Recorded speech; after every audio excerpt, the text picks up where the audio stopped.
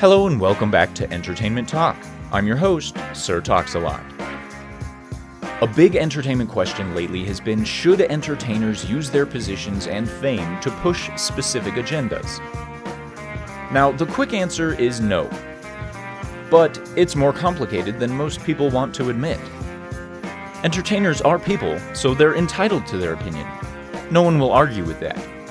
The problem lies in the fact that they're well-known individuals that have become household names by pretending to be someone else. As entertainers, our job requires this. That's why people like entertainers. There's nothing wrong with that. But their familiarity to the average person makes well-known actors, writers, and personalities seem like they actually have authority. And this is the true problem.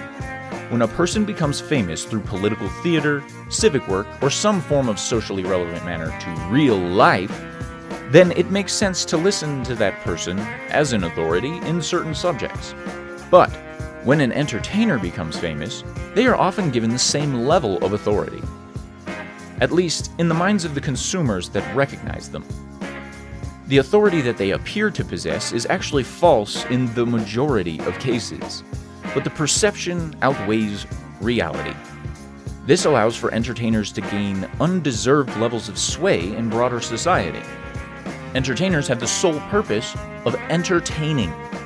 At the very base of this, people who entertain are paid to produce and manipulate our emotions with the goal of telling a story. They work to produce fiction, or to retell history, but always with embellishment. The truth is simple when it comes to entertainers. They don't know everything. They often have trouble with their own emotions, and they have proven that they're willing to say or do anything for money.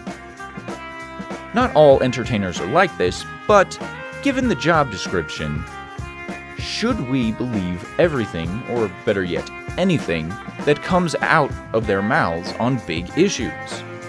Discounting everything they say would be pretty terrible of us as human beings, I suppose, so we won't do that. But we need to take everything with a grain of salt. Entertainers are people, but not overtly trustworthy people. They usually aren't what they appear to be. Look at Tom Hanks. He was a childhood hero of mine, and now I hate him.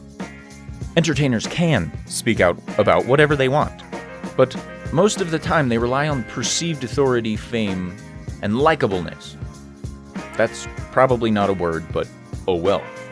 The reason entertainers are relied on for their opinion has nothing to do with their actual knowledge of any situation, but more to do with the fact that we see them all the time. Some entertainers have college degrees, incredible backgrounds, and amazing knowledge, so it makes sense to listen to those particular people on certain subjects. Right? Well, the problem isn't in the knowledge versus know-nothing argument.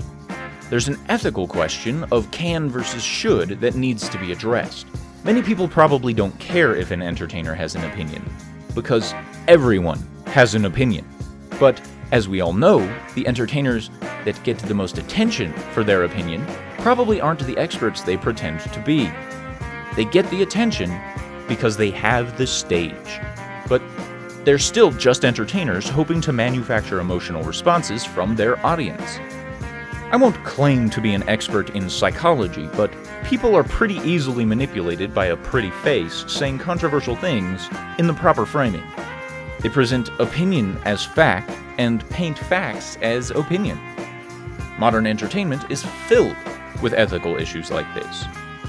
It's my personal opinion, and under no guise of being an expert, that entertainers that reach a certain level of fame shouldn't speak out on societal issues.